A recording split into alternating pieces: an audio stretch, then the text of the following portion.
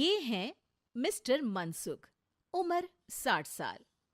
वैसे तो इनकी उम्र है राम नाम जपने की, पर मनसुख दिन रात अलग अलग लड़कियों का नाम जपते रहते हैं।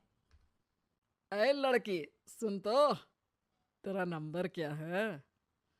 अंकल, अभी तो आपका नंबर है, अर्थी बुक कर लो अपने लिए। अरे अभी तो मैं जवान हूँ लड़की, सफेद बालों पे मत जा। मनसुख राम को लड़कियां छेड़ने की गलत आदत थी। पत्नी बहुत पहले गुजर गई थी, जिसके बाद मनसुख खुले बैल की तरह हो गए। जहां दिखी नारी वहां लाइन मारी। मनसुख राम के पड़ोसी सोनी जी के यहाँ नई बहू आई। नाम था कल्याणी। अरे वाह बेटा कल्याणी, तेरे आते ही घर में खुशी खुशी हो गई है बेटा। अरे माँ जी, जलेबी खाओ, बात मत करो, बोलने से खुशी को नजर ना लग जाए। जैसे मोहल्ले की हर लड़की पे मनसुख की नजर थी, वो कल्याणी को भी बुरी नजर से देखता है। एक दिन कल्याणी छत पे मिर्ची सुखाने जाती है। दूसरे छत पे खड़ा मनसुख गाना गाने लगता है। उफ उफ मिर्ची, हाय हाय मिर्ची, देखे तो तुझे लग जाए मिर्ची। कल्याणी को लगता है कि यूं ही गा रहे हैं, शौकिया तौर पर ये तो होता ही रहता है। एक दिन कल्याणी आंगन में पौधों को पानी दे रही होती है। फूल हूँ गुलाब का, चमेली का न समझना, आशिक हूँ मैं आपका, सहेली का न समझना। कल्याणी को ये बात बहुत अजीब लगती है, क्योंकि शायरी बोलते वक्त मनसुख उसी की तरफ देख रहा था। वो अंदर जाती है और अपनी सास को कहती है, ये जो हमारे पड़ोसी हैं। अरे दूर रहना उससे। हाँ, दूरी रहूंगी, पर ये थोड़े अजीब नहीं है? अरे अजीब, आवारा, ठरकी, पता नहीं क्या क्या आदमी है वो। हर लड़की पर नजर डालता है वो। उसकी उम्र की वजह से कोई उसे कहता नहीं। बाकी उसे आसपास रखना भी नहीं चाहिए। अरे पर ऐसे थोड़ी ना चलेगा, एफआईआर करवा देनी चाहिए। हवालात में हवा और लात खाएंगी तो समझ जाएंगे। अरे यही तो दिक्कत है ना समाज की। जिसके साथ दिक्कत होती है उसको भी समाज गुनहगार समझता है। लड़की अगर बोल दे कि फलाने ने मुझे छेड़ा है, तो कुछ लोग तो ये कहने लगते हैं कि लड़की की भी रजामंदी होगी ही। ये तो है, पर कुछ तो करना ही पड़ेगा। नहीं बेटा, कुछ मत कर। जबरदस्ती हम किसी से लड़ेंगे नहीं। हमारा परिवार इज्जतदार परिवार है। कीचड़ में जाएंगे तो हम भी तो गंदे हो जाएंगे ना। लेकिन सासू माँ, कीचड़ में जाए बिना गंदगी कैसे साफ होगी? अरे बेटा, मैं तो यही कहूंगी कि तू नई बहू है। अपना रुतबा बना बाकी औरतों में। अपनी समझदारी से, अपने काम से इन चक्करों में मत पड़ बेटा। बहू सास की बात ना चाहते हुए भी मान लेती है।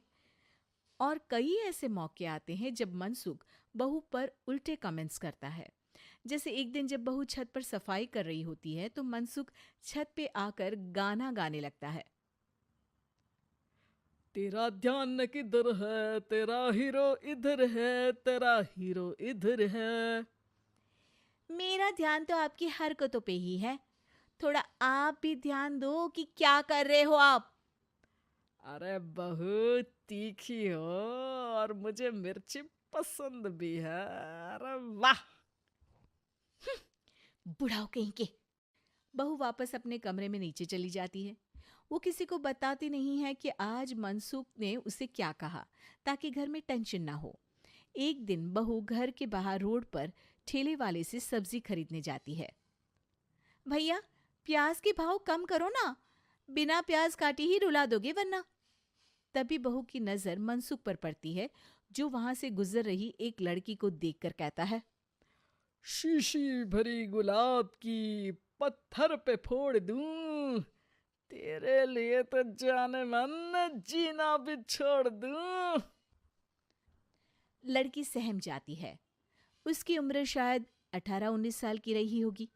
बहू ने जब ये देखा कि मनसुख ने इतनी छोटी उम्र की लड़की को तंग किया है, तो वो घर में जाके अपने पति से कहती है, तुम्हारा पड़ोसी मनसुख।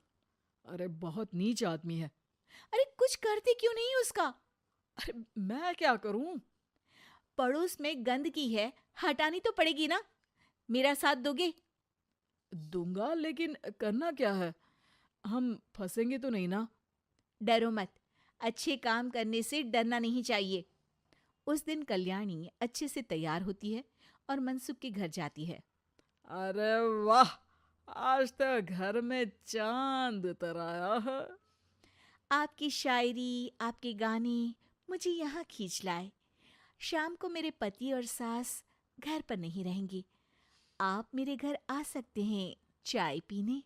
अरे जरूर जरूर, मुझे पता था तुम समझदार हो, पर इतनी जल्द मुझे पसंद करने लगोगी ये नहीं सोचा था।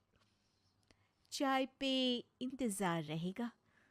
मनसुख शाम को कल्याणी के घर चला जाता है। आप बेडरूम में बैठिए, वहां चाय पियेंगे। अरे वाह बेडरूम में चाय